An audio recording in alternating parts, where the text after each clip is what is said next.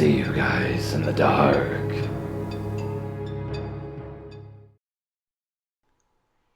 In fall of 2013, I was in my first year of college. I loved my campus, and even though I loved my roommate, when a private room in another dorm opened up, I took it because I thought I would study better in my own space. After years of sharing rooms with my sister at home, I was also excited to be alone for the first time. The new dorm was a lot cheaper, and not what I was used to. It was kind of the campus joke, the oldest dorm still standing. The community floor plan didn't afford residents much privacy, but everyone told them we're like family here, and it was definitely true. There was always someone in the kitchen, the study rooms, in the lobby watching TV, or hanging out on the benches outside. You couldn't help but meet people everywhere that you went. About a month after moving in, I started seeing a lot of one guy in particular. He was always sitting outside, greeting me when I came in or out. I'd say hi just to be nice, but I couldn't tell if he lived in the dorm, or if he was even a student. It seemed as if he sat on the bench 24/7. After so many days, he eventually asked me for my phone number. When I told him that I wouldn't give it to a stranger, he got really mad and started screaming at me, calling me a bitch, and saying no one wouldn't want you anyways. I just walked away, rushing to go meet my friends to go get away from campus, and him for a weekend. After that day, though, things got even worse. I couldn't go anywhere without him seeing and trying to corner me. Every time I came near the dorm, he was there. I started walking the long way and going in the back door, hoping that I wouldn't run into him in the elevator or the stairwell, but I still didn't feel safe. I saw him a few times a week, and he'd always yell at me, run after me, or go on long rants about how I had to have sex with him. Once I brought a friend to my dorm, and when we didn't respond to his threats, he threw a glass bottle at us. He just missed my head as it broke on the door beside me. About a month later, in November of 2013, I finally reached my breaking point. The guy would wait outside the dorm and follow me whenever I left, wherever I went. I went out to go get dinner one afternoon, and he stayed right behind me, even getting in the same lane as me. But instead of ordering, he just turned around and followed me through the food court. I was too scared to go sit down. I just kept on walking, hoping to lose him in a crowd. When I finally turned around, I saw him standing not too far away with a group of friends. He waved and smiled. I just stared back, and as if there was no one else around, he started yelling, saying he was going to strangle me, cut my throat, and rape me. He ended with, "That's what happens when you don't speak to me, bitch." I walked straight out of the food court into the campus police department. The officer who met me in the lobby was the first person to put a name on what was happening. I was being stalked. Once I reported the stalker to the police, I felt like a weight had been lifted. But I quickly realized that everything wasn't going to get better right away. I didn't know what his name or if he even lived in my dorm, so I couldn't just identify him. I had to write a detailed report of everything that happened that day and go over it with multiple police officers. That night, one of them came to my dorm. I was supposed to walk around and come to the back office if I saw him. Thankfully, he was in the lobby, so I could finally ID him to the police. The officer sent me back to my dorm, and I hoped that would be the end of it, but my problems only multiplied. Everyone in the lobby saw, so the whole dorm was talking about me. For someone who seemed crazy, the stalker had a lot of friends everywhere I went. People were calling me a snitch. Once I was cornered by a group of men who yelled at me loud enough for everyone on the squad to hear. They wanted me to apologize for getting him in trouble and tell the police that I was lying because they said it was obviously made up. Day by day, it felt like things were just getting worse for me, and better for him. I was told that they moved the stalker to another dorm while they looked into the case, and that I'd have to meet with the assistant dean of students. One day on my way to a meeting, I ran into the stalker. I thought he had already been arrested and left campus. I knew he had been instructed not to talk to me, but he walked up to me anyways and grabbed me by the arm. He begged me to tell the police to just drop the case, saying that it was just a joke. You don't have to be like this. I pulled away and started running, but he ran right after me. I don't know when or where I lost him, But when I arrived at the campus police station a few moments later, he wasn't behind me anymore. That day, an officer took me to the county courthouse to talk to a judge and get an arrest warrant. The stalker and his friends weren't the only people who made it difficult. One of the officers who took my statement asked repeatedly if I had done something to lead him on, and if it was possible that I was only scared because I wasn't used to being approached by men. I learned later that he didn't act on the arrest warrant until almost 3 weeks after the judge had signed it, because he didn't think that it was a serious matter. I also had trouble with the dean's office. I once missed an email from the assistant dean requesting another meeting. By the time that I read it, I was at work and I couldn't leave. I had to wait days to get another meeting, but when I did, the AD told me he was beginning to doubt my story, because if I was really scared, I would have met with him earlier. I couldn't believe it. I had traded work shifts, skipped classes, and missed sorority meetings to meet with campus police and administration, and to be shuttled between campus and the courthouse. I was more angry than scared, because at that point, I felt like I was being jerked around. I got the feeling that people wouldn't believe me unless I was completely hysterical. As much as I tried not to focus on it, the case eventually had an impact on my class and work performance. Returning from Thanksgiving break, I confided in one of my peer counselors. She helped me get in contact with a man who worked in campus administration, who told me he would come with me to the dean's office if it made me feel better. With his help, I finally got to meet with the dean of students, who promised me that he was going to work on my case and that I would communicate with him instead of the AD.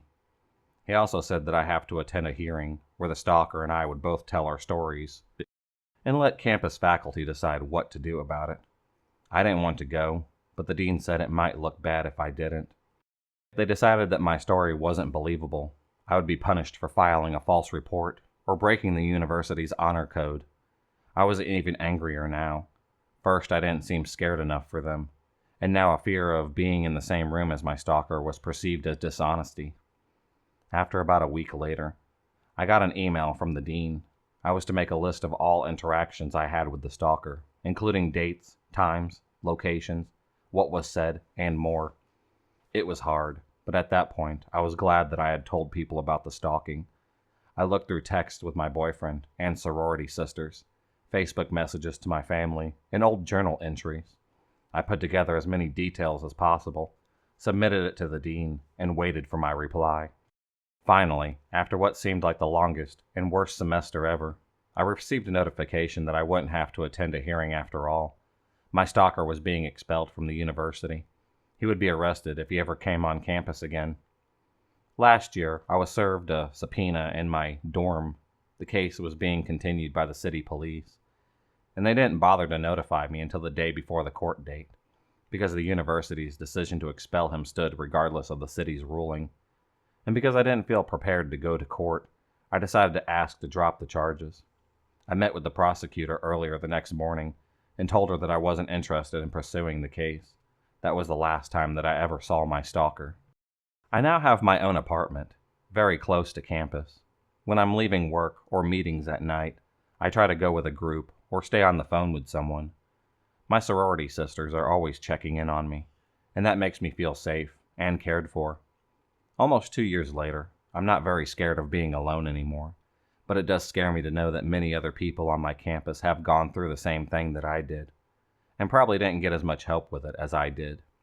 Even though millions of people are stalked in the United States every single year, it's been referred to as a silent epidemic because so few of those people report it. Although it was difficult to go through, I'm glad that I reported my stalking. Sometimes I will struggle with my decision. I'm afraid that people will find out and look at me differently, or that some people still don't believe me. I was afraid to come across as weak, but in reality, I have strength now that I didn't have before. The first time that he asked me out, I said no. We had known each other in art school, and he always struck me as a little off.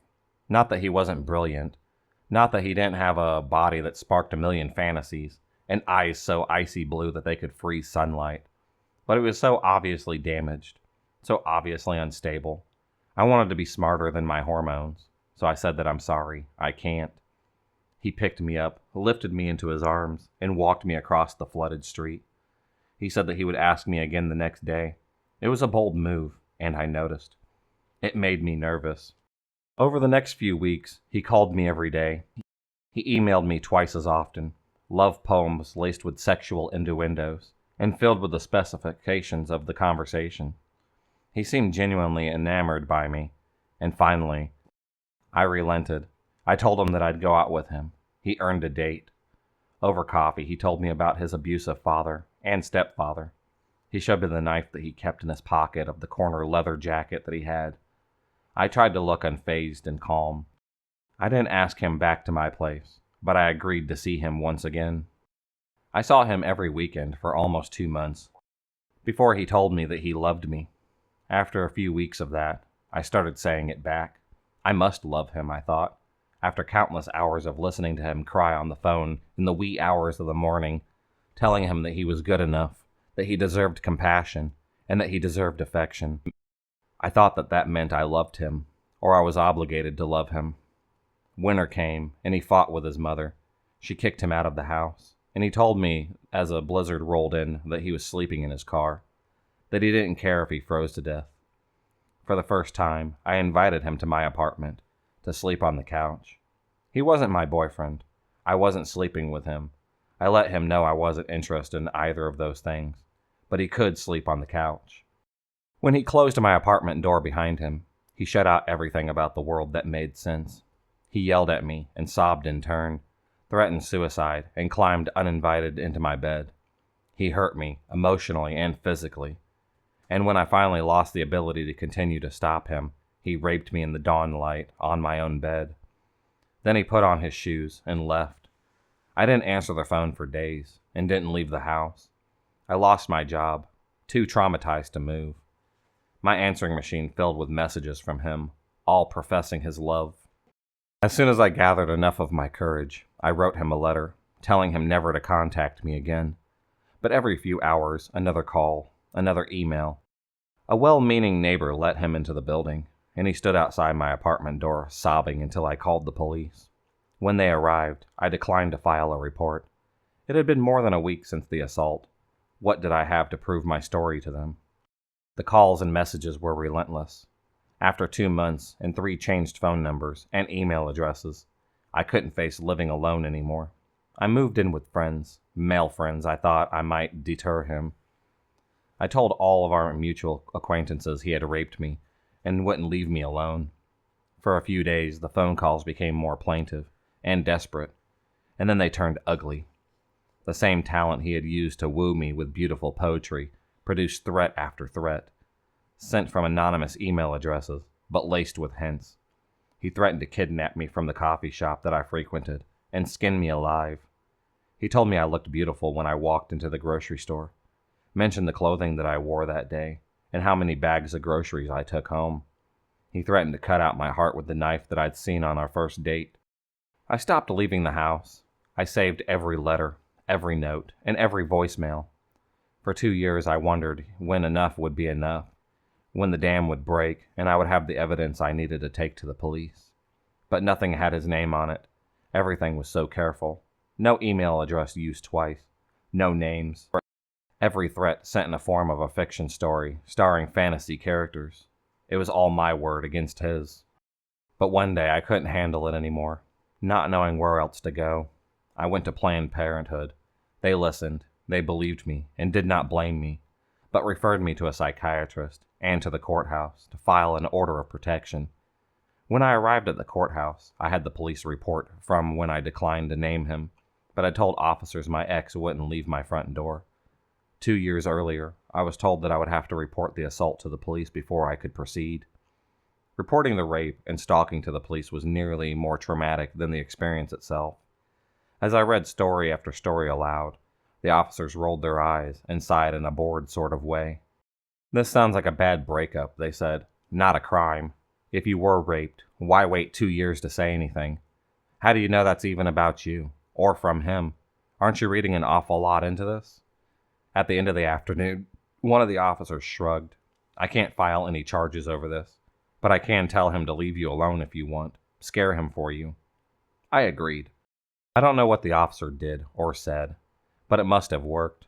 In the 8 years since, I have only heard from him once, 5 years ago. Maybe an anonymous commenter online said something vague, not exactly threatening, but it sounded like him.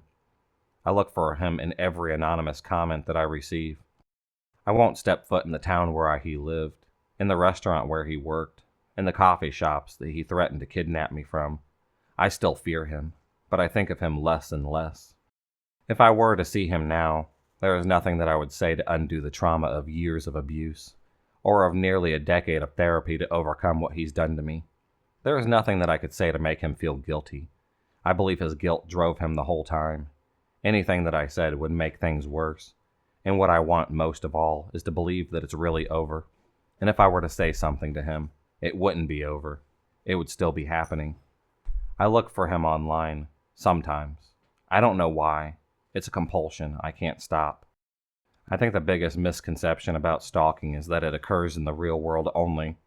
That a stalker shows up on your doorstep. But most stalking is psychological. It's not having a shadow. It's more like having a spy in your life. Like having a spy in your head. With the access into your life, the internet gives nearly anyone. It's easy to learn your habits, to follow you digitally, if not physically. And real terror can occur without an actual contact at all. If you're being stalked, know you did not ask for this. Know you did not encourage this. Know that, as painful as getting help can be, it is worth it. I wish I hadn't waited so long, because there never was a definite proof. There probably never would have been, no matter how long I waited, and no matter how long anyone being stalked waits, their abuser won't fall into some simple trick and identify themselves and their intentions. You have to believe that you will be heard, that the truth will come out despite the obstacles. You have to believe that you can ask for help, and it will arrive, even if it's not the help that you expected. There are resources so much better than I knew. If I could go back and tell myself then what I know now, I would tell myself to look for resources specifically for people being stalked, because they exist. Because there are people who can help so much more than an officer willing to threaten a suspect without accusing him of a crime. There is a better way, and you can find it. In 11th grade, I had a falling out with my parents in a big way. I moved in with a friend whose parents owned a motel. They let me stay in one of the rooms with their daughter, and in exchange, I would help out as a chambermaid on weekends. They were a wonderful, accepting family. During this time at school, I took drama class as one of my high school electives. It was a mix of grade 11 and 12 students, including a 12th grade student named Doug. Not his real name. Doug was huge. I mean huge. About 6'4", I'm guessing. Well over about 250 pounds. He liked drumming and weed, and skipping school for the most part. In class, he would find ways to talk to me, and he didn't have a lot of friends, so I'd talk with him, no big deal. I was bullied a lot in younger grades, and I knew all about not having friends. I didn't see the harm. Over time, he became increasingly insistent I skip school with him. I kept making excuses because something about him bothered me. I tried to partner up quickly whenever we had to do it in drama, because Doug would always make a beeline for me. One morning when my friend and I left for school, we found an empty 26er of Jack Daniels outside of our door. We got into trouble over it, because our mom assumed that it was ours, and that we had drank it, or our friends did. We had no idea who had left it. The next day, another empty bottle, and the next day I started to get a sinking feeling. After all, it was no secret at school where I lived. The next drama class, I asked Doug, and he admitted that it was from him. I didn't know what to do, other than I felt it wouldn't be a good idea to make a big guy like him upset. So, I carefully told him not to come by because I was getting into trouble over the bottles. I figured if he thought that he was creating problems for me living there, he would stop. And he did. The next drama class, I performed a monologue where I was covered in fake blood. I think I was a car wash victim or something. Anyways, after it was over, I went to go clean up. When I got out of the washroom, I found out everyone had paired up for the next assignment, and by default, I ended up with Doug. Worse, he had picked our play, one that had a kissing scene in it. I didn't know what to do. How could I go to my teacher and explain? All I knew is that there was no way I could do this play. so I managed to convince Doug that the script was lame and we should write our own. We created one about two people in line talking back and forth, and it's only at the end that you realize they are both dead and waiting in line to go to the hot place. Yeah, that's a dark shadow into my teen years. Pretty much. Rehearsing this play was the most terrifying part. We had to use those soundproof music rooms at the end of a hallway, buried in the drama auditorium, somewhere no one but band and drama kids went. One time as we practiced our lines, Doug got this look on his face. My gut shriveled. The room felt so small. The door had only had a slit window. All I could think about was how no one would be able to hear me. No one. I got out of there fast, said that I was sick, and I had to go home. Bottles started to appear on my doorstep again, and then finally a note. 21 pages of rambling and poetry that made up a "if I can't be with you" letter. Something inside me snapped. I was done trying to not make waves, done trying to keep everything under control. I confronted Doug about the note and said that if he ever came near me again, I would take it to the principal and the police. I told him I had given it to a friend for keepsake. Thankfully, it was near the end of the school year. Doug graduated, and I didn't see him again. Rehearsing this play was the most terrifying part.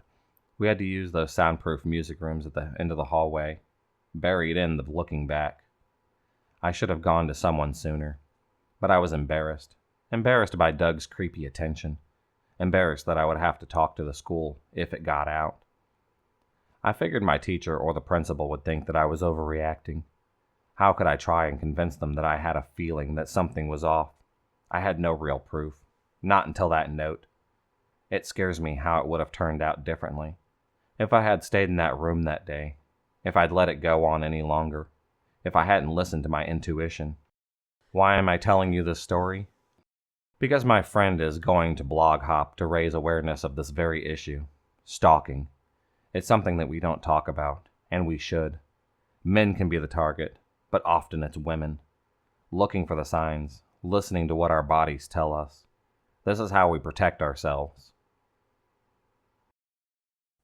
If you enjoyed this video, please subscribe, like, and hit the bell for notifications on future videos, and become a stalker of the night. And I'll see you next time.